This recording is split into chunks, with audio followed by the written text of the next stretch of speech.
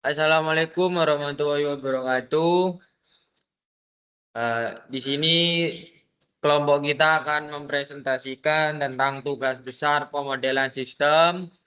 Eh, Next, saya Dekan Maulana, NIM 10.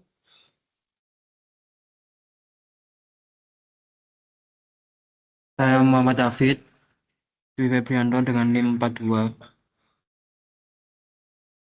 Saya Budi Wicaksono dengan NIM 22.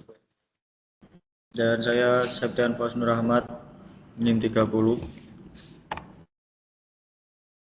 Nah, di sini ringkasan permasalahannya yang dimana problem situationnya ada di tengah dan kita memerlukan rescues, relationship, people, worldview, goals and aims, consequence, control, action and reaction, uncertainties, conflict, structures, dan proses. Next. Nah, problem situationnya yang dimana prosesnya penebangan hutan F1 dan F2, proses pengolahan di sawmill, contraction timber, and dress timber. Proses pengolahan di pulp mill yang dimana chips ke pulp, pulp ke newsprint. Proses ekspor logs ke Inggris. Strukturnya ada 2 hutan sebagai sumber bahan baku, sawmill dengan kapasitas 6 jam per hari, pulp mill dengan kapasitas 160 mm per hari, dan fasilitas ekspor ke pelabuhan. Next.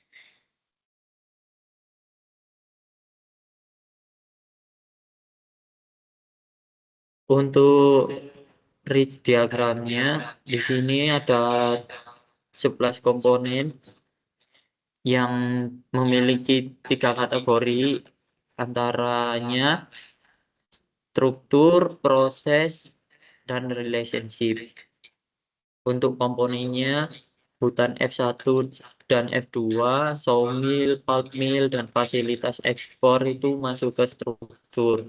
Untuk proses penebangan, proses konversi logs ke timber, proses konversi logs ke pulp, alokasi logs ke 3 jalur, itu masuk ke kategori proses. Untuk aliran scraps atau off-cut ke pulp mill, kontrak pelanggan pulp, permintaan contraction timber itu masuk ke relationship. Nah, untuk ridge diagramnya itu seperti ini. Dari hutan F1 dan hutan F2 itu hutan F1 masuk ke sawmill, untuk hutan F2 masuknya ke pulp mill. Kemudian di manajemen, ketika sudah mencapai manajemen, keluar output yaitu kayu komero. Untuk batasan sistemnya itu ada sawmill capacity, pulp mill capacity, minimum output contract wood, maximum output of finished wood, pulp conversion rate, contraction demand for pulp. Untuk tujuan sistemnya yaitu memaksimalkan laba bersih, yang dimana laba bersih itu pendapatan dikurangi biaya variabel, biaya tetap.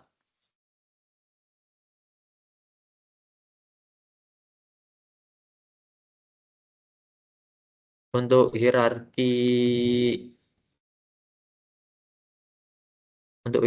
sistemnya itu tujuannya yaitu pertama ada inputnya yaitu sumber daya masuk. Untuk prosesnya itu ada F1 dan F2 yaitu hutan yang memiliki output harian dan presentasi maksimal log untuk ekspor atau untuk ke sawmill atau pulp mill. Untuk proses utamanya itu dari kayu distribusi log diproses menuju sawmill, kemudian bisa diekspor berupa log atau langsung ke proses output yaitu produknya. Ada 2 produk, keluar dari sawmill dan juga langsung diekspor berupa kayu log.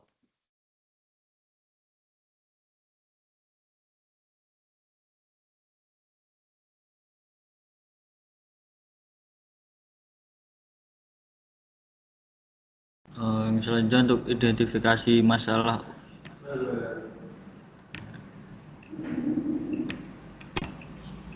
Selanjutnya untuk identifikasi masalah untuk analisis hierarki sistem, untuk level satunya ada sistem Nordic Forest Corporation yang isinya dengan manajemen strategis perusahaan, operasi terintegrasi dari hutan hingga produk akhir, sistem optimasi produksi dan distribusi, kompetitor industri kehutanan. Untuk level 2-nya ada subsistem dengan isinya subsistem penebangan, operasi di hutan F1 dan F2, subsistem sawmill, produksi construction dan dessert timber, dan subsistem pulp mill, produksi pulp untuk newsprint, subsistem ekspor distribusi logs ke pasar internasional. Untuk level 3-nya ada subsistem peralatan penebangan dan transport, mesin sawmill dan quality control, peralatan pulp mill dan packing, logistik ekspor dan dokumentasi.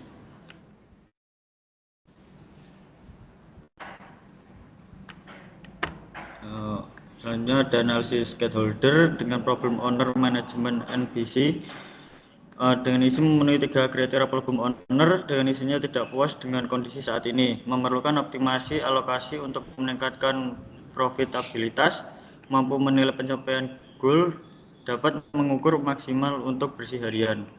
Dan selanjutnya ada problem customer dengan isinya penerimaan manfaat dari solusi optimasi, mengharapkan peningkatan return on investment, menuntut akuntabilitas kinerja operasional. Untuk problem owner-nya dengan isi manajer produk sawmill, manajer produksi pulp mill, supervisor operasional harian, dan tim perencanaan produksi.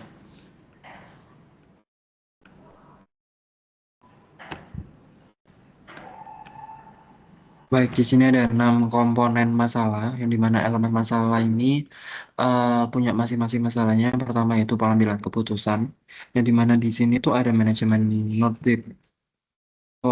Nordic Forest Corporation yang bertanggung jawab menentukan alokasi harian logs dari F1 dan F2 untuk sawmill, pulp mill, dan ekspor ke Inggris. Untuk tujuannya sendiri, untuk masalah kedua atau objektif, memaksimalkan keuntungan bersih harian dengan formula profit sama dengan total revenue, dikurangi variable cost dan fixed cost. Lalu yang ketiga yaitu kriteria keputusan. Dari margin keuntungan tertinggi per unit produk, memenuhi kontrak dari permintaan minimum. Dan juga utilitas kapasitas produksi optimal serta minimal idle capacity. Lalu yang keempat, ukuran performasi, total keuntungan bersih, tingkat utilitas kapasitas sawmill, pulp mill, serta persentase pemenuhan target produksi. Lalu yang kelima sendiri ada alternatif tindakan variabel kontrol dari volume logs F1 F2 untuk sawmill. Lalu ada F1 F2 juga untuk pulp mill. Masing-masing mendapatkan logs F1 F2 untuk ekspor juga. Lalu di masalah ke-6 ada konteks operasional. Dari kapasitas sawmill sendiri ada 6 jam operasi per harinya. Lalu ada kapasitas pulp mill yang maksimal 160 meter kubik per harinya. Lalu ada kontrak pulp minimal 60 ton per harinya. Terus ada permintaan construction timber ada minimum 32 meter meter kubik per harinya. Lalu ada batasan dressing timber maksimal 40 meter kubik per harinya. Serta ada fixed cost yang dimana 23.000 per harinya untuk sawmill sendiri ada 6.000 ditambah pulp mill 12.000 dan admin 5.000. Lalu dari 6 komponen masalah sendiri, kita mengambil narrow sistemnya yaitu di level pertama.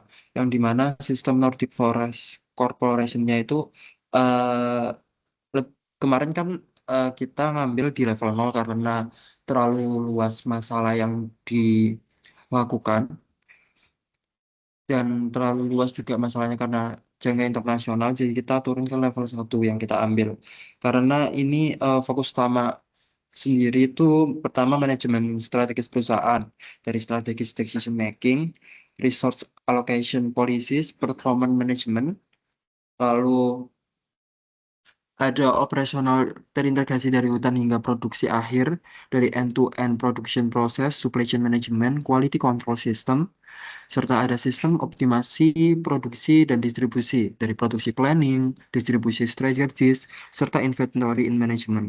Nah, sedangkan wider sistemnya sendiri kita tetap memilih level 1 juga.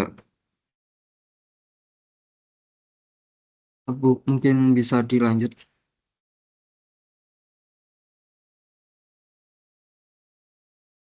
Nah, di sini ada influence diagram yang di mana ada production cost, lalu ada dua eh, tarikan garis dari customer satisfaction, case studinya, atau production juga, quality control, recall cost. Dari recall cost sendiri itu juga menuju ke customer satisfaction.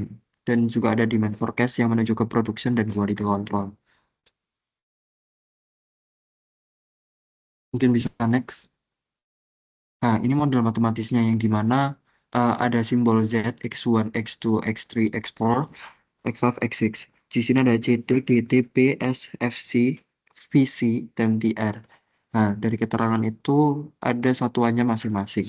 Mungkin selanjutnya akan dijelaskan rekan saya yang lainnya.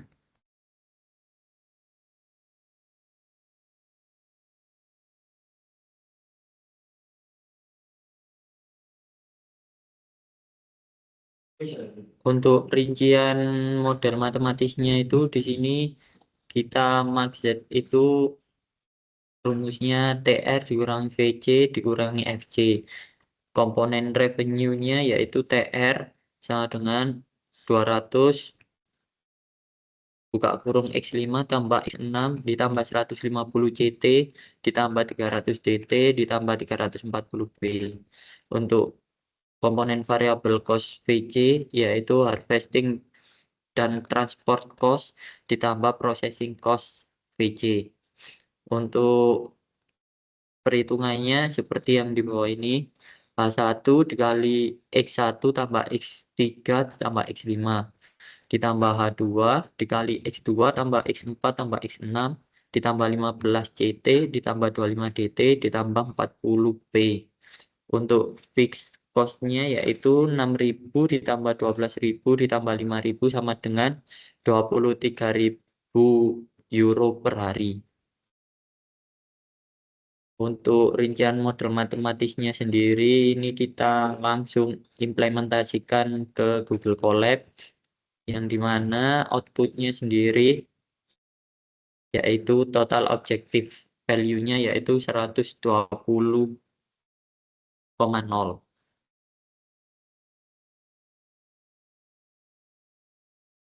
Untuk solusinya metode penyelesaian itu kita menggunakan model linear programming.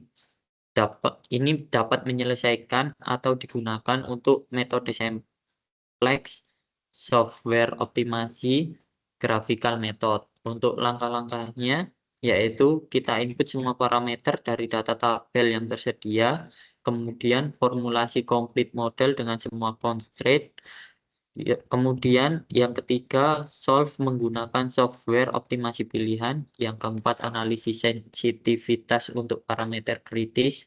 Yang kelima, validasi solusi dengan batasan operasional. Yang keenam, interpretasi hasil untuk rekomendasi manajerial. Untuk analisis yang diharapkan dari solusi ini yaitu yang yang pertama untuk mengidentifikasi alokasi optimal logs untuk setiap penggunaan. Kemudian untuk tingkat utilisasi optimal kapasitas sawmill dan pulp mill. Kemudian ada trade-off analisis antara ekspor versus processing domestik atau antara ekspor dan domestik atau lokal. Kemudian yang keempat ada shadow price analisis untuk investasi kapasitas tambahan. Untuk yang kelima ada analisis skenario untuk perubahan harga dan permintaan.